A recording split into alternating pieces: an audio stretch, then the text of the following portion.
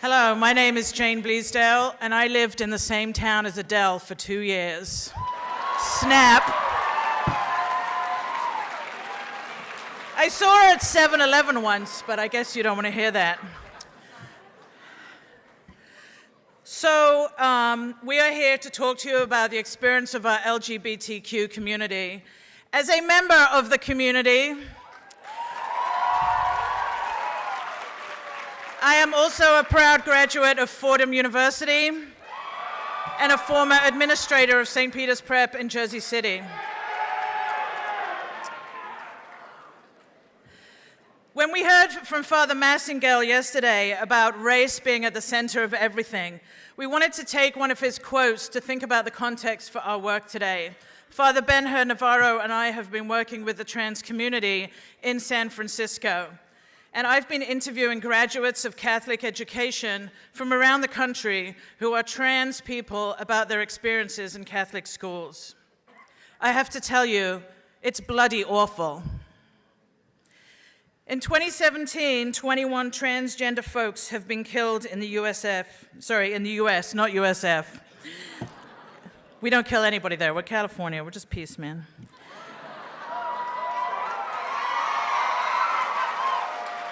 So 21 transgender folks have been killed in 2017. 7 transgender women were killed in the first 6 weeks of 2017. 6 of the 7 were Black, and 1 was Native American Indian.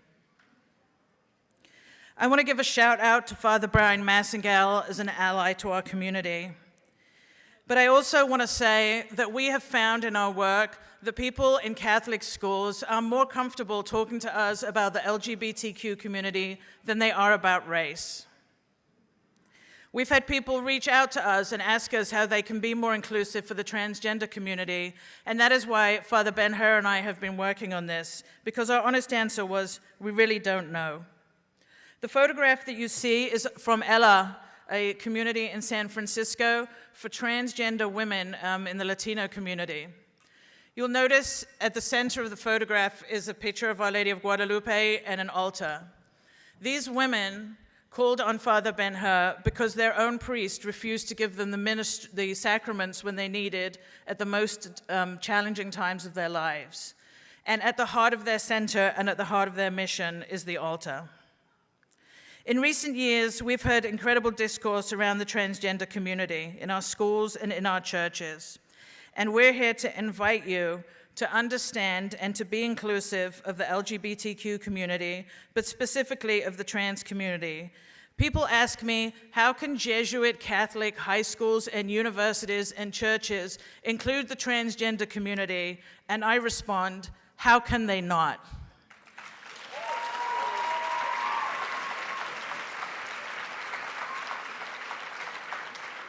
I'm now going to let Father Benhur, continue to speak. He's a friend, he's a current student in our leadership program, and he is a Jesuit who's truly living the mission of accompaniment. Thank you.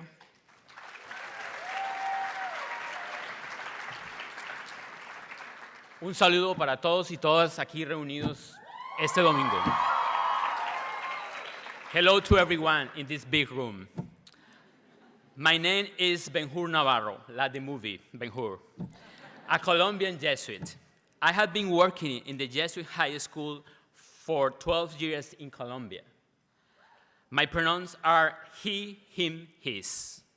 For the last 2 years, I have been studying for a master's degree in educational leadership at the University of San Francisco.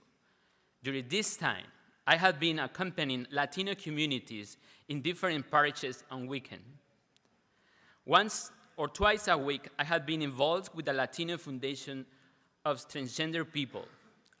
I want to ask the transgender people for this permission to talk about their life stories. If there are transgender people here, please allow me to approach this human reality as one entered a holy place, barefooted.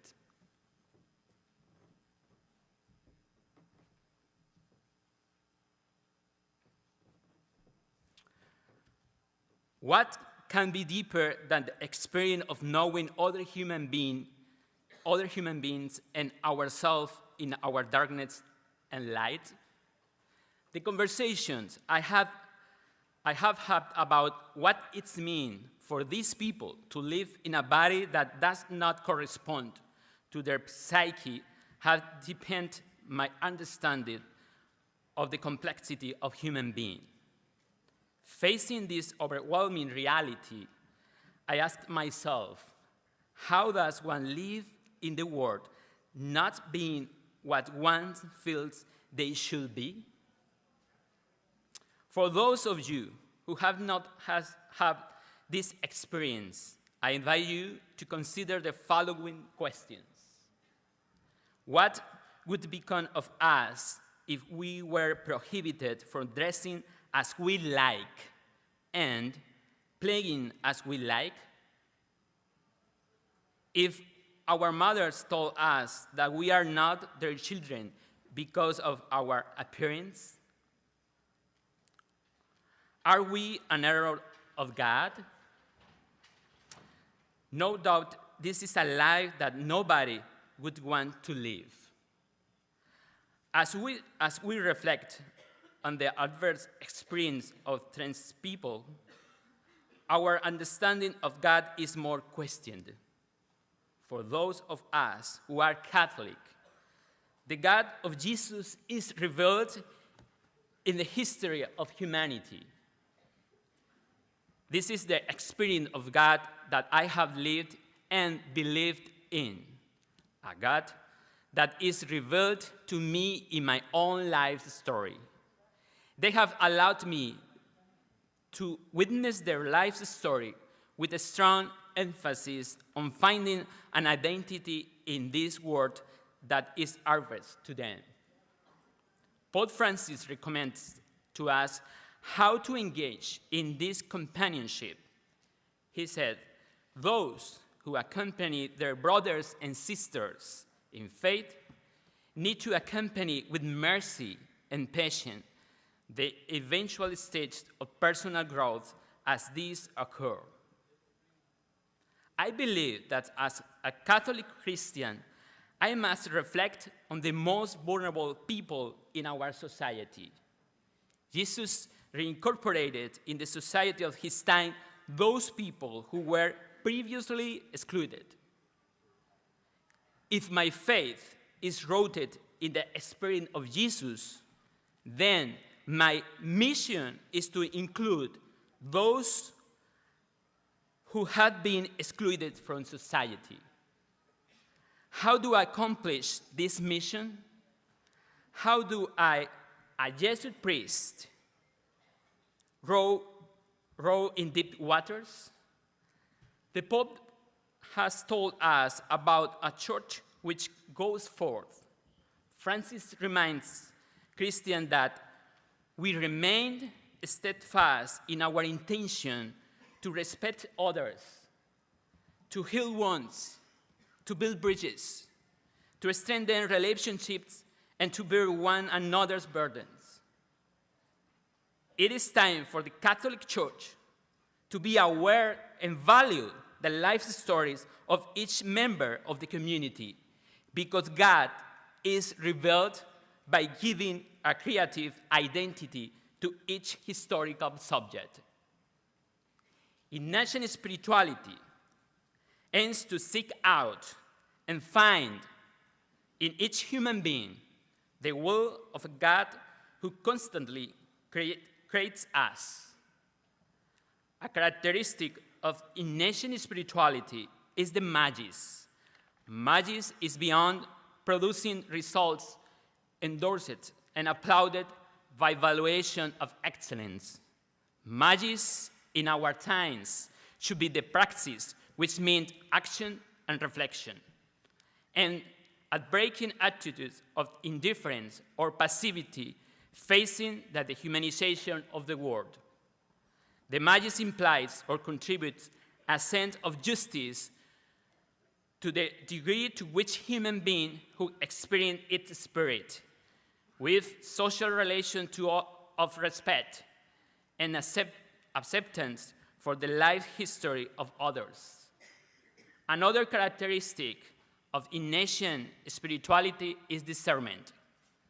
This allows us to live in relation to others in the most authentic way possible, by perceiving our life history as God's will.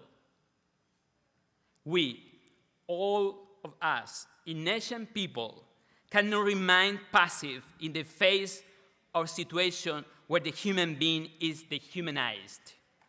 It is in these existential frontiers that the Catholic faith opens new perspective that can help everyone to understand human expression in this wide diversity. This would really be rowing in deep waters. I invite you all to live the faith of a God who creates and accepts the diverse human being, who carries out their full realization of divinity that God has placed in their existence as a divine creature. That is why no human being in the LGBTQ community is an error of God. Each one is a child of God.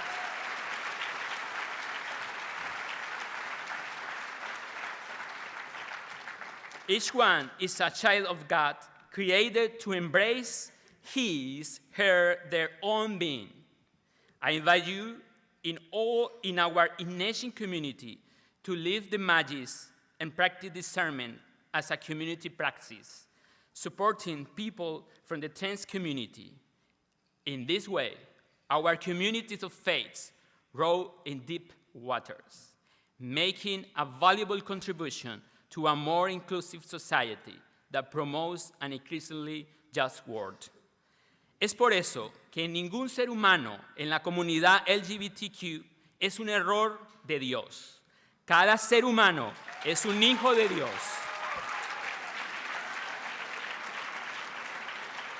Creado para acoger su propio ser.